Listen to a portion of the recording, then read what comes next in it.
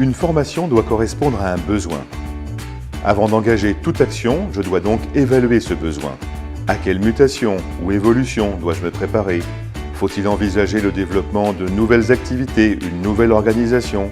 À quelles obligations dois-je répondre?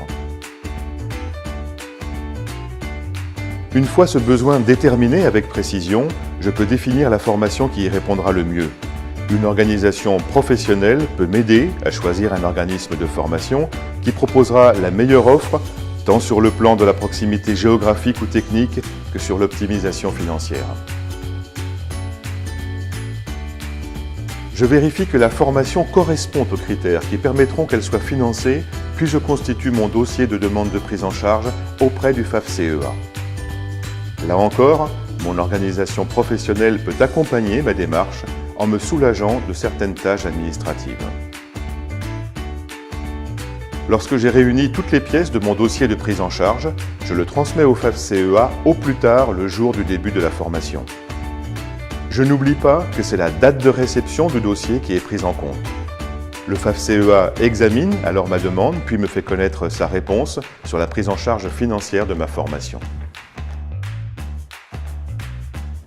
Je suis alors la formation que j'ai choisie, je fais attention de bien signer les feuilles de présence et je règle la facture qui m'est transmise à l'issue de cette formation. Je peux alors envoyer cette facture au FAFSEA immédiatement après son règlement et dans un délai maximal de 3 mois après la fin de ma formation, si celui-ci m'a confirmé qu'il la prenait en charge. En cas de besoin, mon organisation professionnelle peut m'aider là aussi sur la mise en forme de mon dossier de remboursement. Si tout est complet, le FAFSEA m'envoie ensuite son règlement à hauteur de ce qui était indiqué dans son accord de prise en charge. Ainsi, j'ai pu réaliser ma formation dans les meilleures conditions et sans coût excessif pour mon entreprise. De la même manière que l'évaluation de mon besoin est l'étape préalable au choix de ma formation, l'évaluation de celle-ci est indispensable pour en vérifier le bénéfice.